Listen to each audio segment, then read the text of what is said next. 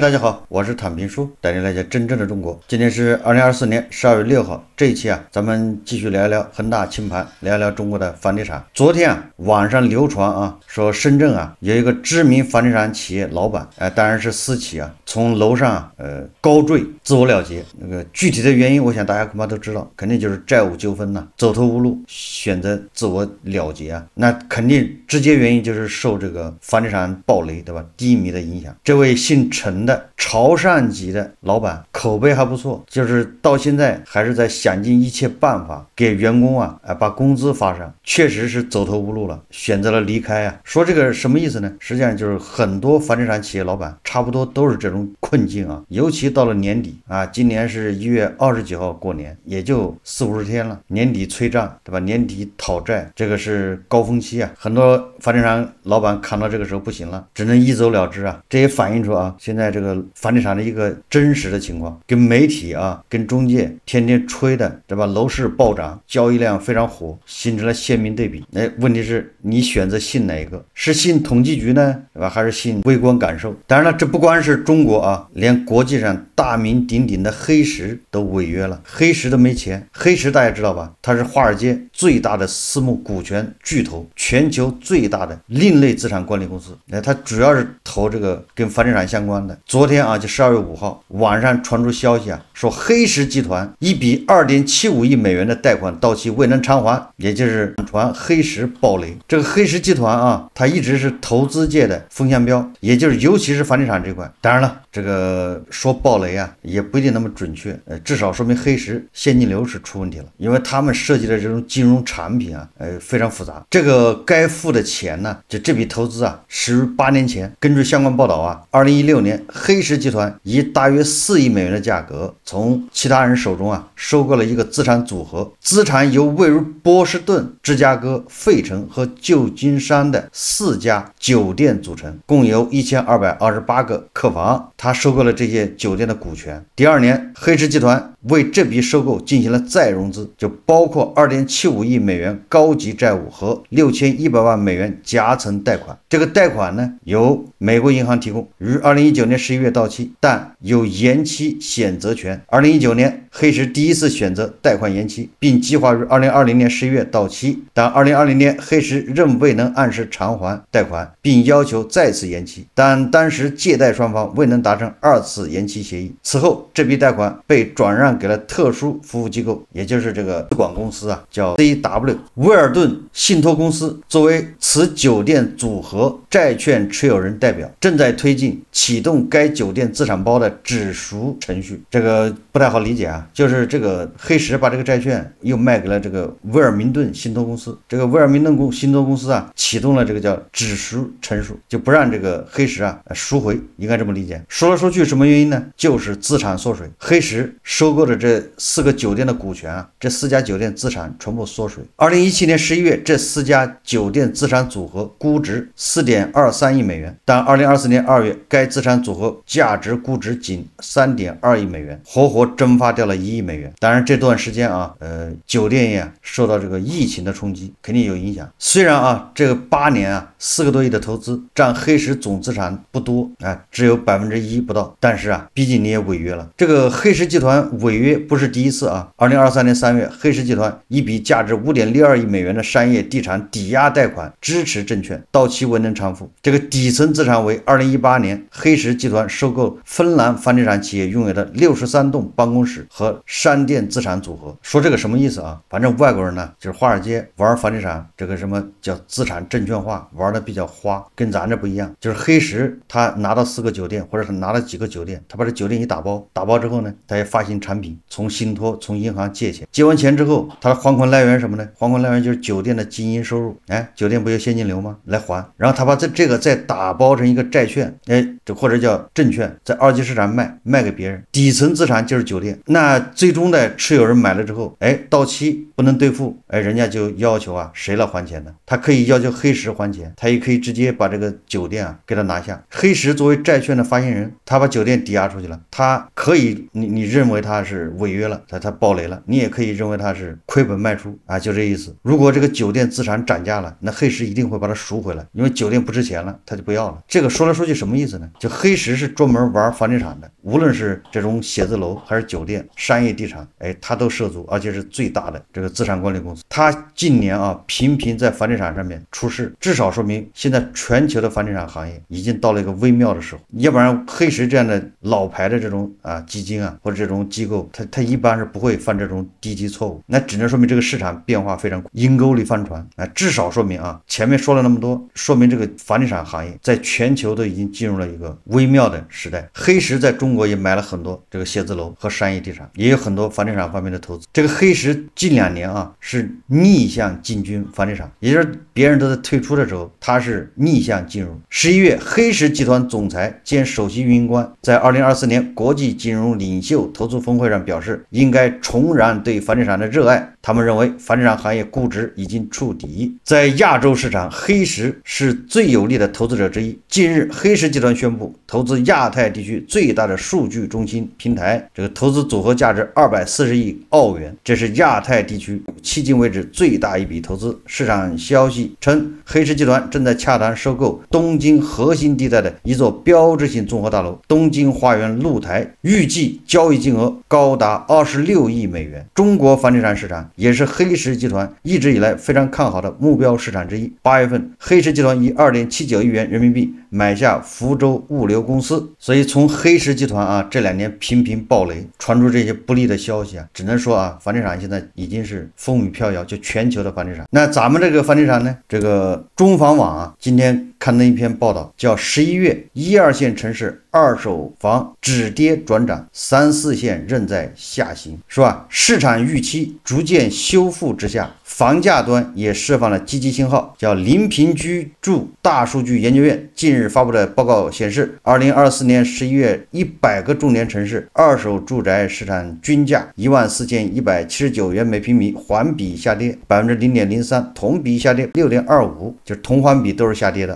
11月，但是跌幅呢较上月收窄0.56和0.15个百分点。他说，尽管百城二手房市场均价仍处于平稳下行区间，但其环比降幅已经连续4个月收窄。特别是9月底开启一轮大力度的政策组合拳后，很大程度上提振了房地产市场信心。说1、2线城市二手房均价止跌转涨。从各线城市表现来看，11月份1、2线城市二手房市场均价率先止跌转涨，3、4线仍在下行。根据报告，11月1线城市二手房市场均价55573元每平米，环比上涨0.03%，同比下跌5.32%。2线城市市场均价为16858元每平米，环比上涨0.16%，同比下跌7.65%。3、4线城市市场均价9000元每平米，同环比分别下跌4.57%和0.32%。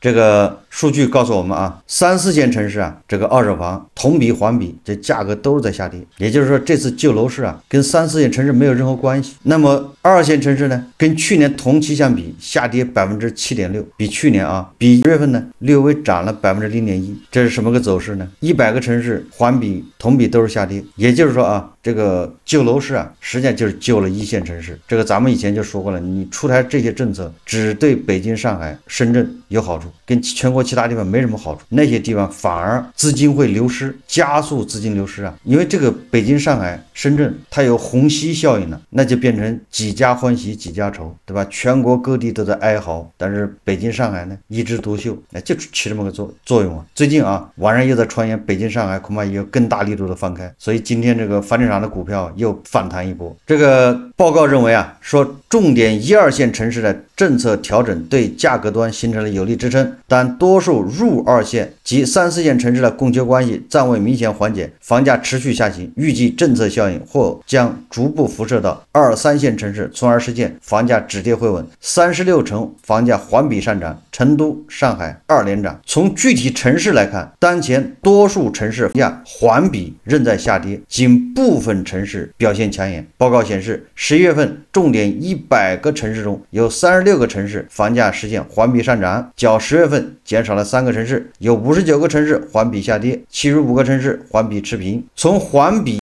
涨幅前10城市看，福州、常州、成都位居涨幅前3，环比分别上涨 1.94%、1.87% 和 1.35%。报告指出说成都10月份以来解除了新购住房限售，同时优化购房落户等新政，有效地提振了二手房市场信心，房价预期出现较为明显的改善。上海亦是如此，11月房价环比涨幅为 0.83%， 已连续2个月上涨，政策效应仍在释放。这个跌幅靠前的是保定居首，环比下跌 2.29%， 南宁和威海位列跌幅第2位和第3位，环比分别下跌 1.74% 和 1.52%。值得注意的是，嘉信连续5个月进入跌幅前10，11月环比下降 1.3%。怎么说呢？这个嘉信就像这个北京周边的那个环京大厂、香河、燕郊这些地方一样，那你上海一放开，你嘉兴房价下跌，那太正常了。嘉兴已经连续1个月跌幅进入全国前10，你就知道这个一线城市一放开对周边的影响有多大。大家想象一下吧，胡锡进老师他在通州一河之隔，就是潮白河对岸大厂买了一套房，10年前买的。如果说北京楼市放开不限购，那你说这大厂什么燕郊这房子跌成什么样，谁会买呀？腰斩恐怕还得再腰斩，要多少人爆雷啊！胡锡进老师好在他家底厚已经被深度套牢。实际上要想知道楼市怎么样，看一看法拍房，这个法拍房也能说明问题，也能反映出经济现状。根据这个媒体报道随着年末临近，法拍房供应规模迎来周期性扩大。根据这个 CRIC 监测数据显示，就是中国房地产集团科尔瑞监测数据，11月典型城市法拍房新增挂牌 3.9 万套，环比上升 17%。你看看媒体报道的11月份比10月份什么新房、二手房，对吧？这个要上升多少？同时科尔瑞的数据显示，11月份法拍房新增挂牌 3.9 万套，环比上升 17%， 就说明更多的企业、更多的老板、更多的这个业主房子被法院拍卖掉了，而且拿去拍卖更多的人陷入绝境。但是呢，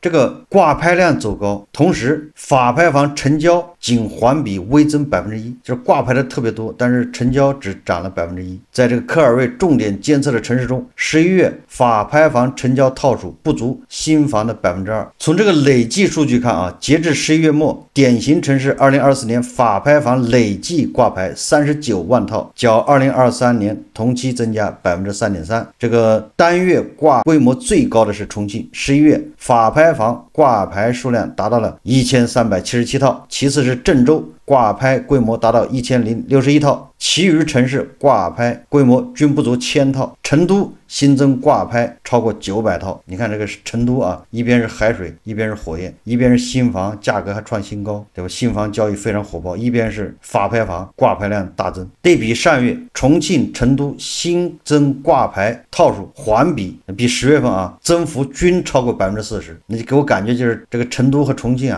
这新房一边卖得很火，一边去买新房，一边跑去违约，不就这意思吗？一线城市中，除北京新增挂牌法拍房210套，下降 7% 外，其余3市均环比回升。广州、深圳、上海本月新增挂牌319和235、227套，环比增幅均超过 10%。 这个法拍房成交率呢下降明显。根据科尔瑞抽样调查数据显示，11月法拍房成交率只有 23%， 较上月下降了6个百分点。年内法拍房成交率10月份达到最高，为 29%。 随着法拍房信息的进一步公开透明，说预计未来法拍房成交率还将有所回升。也就是说法拍房最好的成交率也只有 30%， 那就拍3套房顶多成1套，这是为什么呢？卖不掉。当然原因是多方面的我们再看看这法拍房的价格，它折价多少。从价格上看，11月挂牌法拍房平均起拍价折价率为 28%， 环比下降 0.7个百分点。什么意思呢？那就是相当于打7折，比10月份要便宜。成交房源平均起拍折价率33.4%，那就是砍掉1/3啊。说一拍和二拍之间折扣相差10个百分点左右，评估价是100万，它折价是72万去拍，应该这么理解。就这个成交率还不超过30%，这法拍房的这数据啊，本身也说明楼市一个现状。因为法拍这玩意儿你可以查的，做不了假，拍卖就拍卖了，成交就成交了。所以从这儿就能看出啊，这个楼市到底什么情况。当前房地产市场止跌回稳，新房市场复苏，与产品力快速迭代的一手房和所见即所得的二手房相比，法拍房性价比逐渐就是优势弱化。整体来看，相较于法拍标的的整体60%左右的成交率而言，法拍房成交率仅20%左右，明显偏低。所以从这个数据可以看出啊，这个10月份法拍房的数量是增长17%挂牌，但是成交折价率都下跌了，更卖不动啊。这就说明一，经济形势不好，对吧？大家不看好，不愿意出手。二呢，为什么有那么多人房子被拍卖呢？当然有的是做生意啊，债务危机啊，年底啊都要还债，有的就是房奴，对吧？业主买了房失业还不起，房子被银行拿去拍卖。这个新华社发表一篇文章啊，叫当前中国经济问答，经济增速怎么看？指出啊，干子弹头，打好存量政策和增量政策组合拳，深入推进重点改革任务，稳住楼市是2个风向标。这文章说啊，2024年只有不到1个月时间了，抓经济到了冲刺关键期。面对经济运行中出现的新情况、新问题，总揽全局，正视困难，科学决策，及时加强宏观调控，加快推出一揽子增量政策。你这最后还有20多天，你推出啥政策能管用啊？打强心针呢？这临时抱佛脚吗？他说一系列加快表明经济企稳回升势头增强，积极因素累积增多，我们对完成全年社会经济发展目标任务信心更足。前面还说这个 GDP 5%左右都可以接受，这样也说信心更足，这不好理解啊。说干子弹头，我们要倍加珍惜中国经济来之不易的向上向优向好局面，发挥独特的优势，打好存量政策和增量政策组合拳，千方百计提振消费，扩大内需，加快推进产业提质升级，加大助企帮扶力度，深入推进重点改革任务，稳住楼市是2个风向标，加强重点领域风险防范应对，踏遍青山人未老，风景这边独好，翻山越岭拨云见日，中国经济必将迎来新天地。说1000道1万都是口号啊，这口号喊得震天响，有没有用呢？网上有个笑话啊，可能能说明当前的问题啊，这个情况的紧急程度。说某一个县呢，新建了一个殡仪馆，就是火葬场，要招12名行政人员，工资不高啊，只有3000，但是有五险一金，这个没有编制，是劳务派遣，那就相对比较稳定呗。火葬场对吧？现在没有比火葬场业务更稳定的，不面临对吧这个收入下降的问题，也没有什么内卷加剧。因为火葬场、殡仪馆那是不是谁想开就能开的啊？事业单位也不要小看。所以啊，就这样的岗位啊，那也成了香饽饽。说一共招12个人，230人报考，也就是将近20比1，20个人就竞争一个岗位。说排第一的是某西北211大学毕业生，关键她还是一位女的。有人就问她啊，说你作为一个女同志、女生啊，你在殡仪馆、在火葬场工作不害怕吗？晚上不怕吗？这要值夜班啊。结果她反问别人，还有比收入更可怕的事吗？还有比没工作更可怕的事吗？没有收入都不怕，还怕什么鬼啊？对吧？这就是当下年轻人的写照。你解决不了人工作，提高不了收入，老是喊稳楼市、稳股市，股市咱就不说了，那是赌场。你楼市这些韭菜收入都在下降，对未来预期不好，对吧？连火葬场这个工作都变成一个香饽饽，都要去抢，怎么稳楼市呢？对吧？你忽悠这些人去买房，这些人七大姑八大姨的钱借了买了房，结果一失业，按揭贷款还不上，马上就违约断供，银行把这房子收回，法院拍卖，他不仅当大叔一场空，还背着一屁股债，对吧？这不比鬼还可怕吗？如果解决不了就业，就短期内就业率没有办法在短期内改善，那你就得解决分配，这个是见效快，立竿见影，对吧？停止那些什么楼堂会所，停止那些面子工程，停止那些无效投入，就是没有收益的那些大基建，把这些钱用于民生，减轻企业的负担，提高职工的收入，这个是立竿见影的。比如说对吧？用这些钱去把社保交上，那企业就少交点，个人也少交一点，大家社保都有了，那就没有后顾之忧，消费就会好一点。敢花钱，你还要花100多亿去修什么老干部基地，你这能好得了吗？好，这期节目我们就聊到这里，感谢大家收看。如果喜欢我的节目，欢迎订阅转发，也可以在下方留言评论，谢谢大家。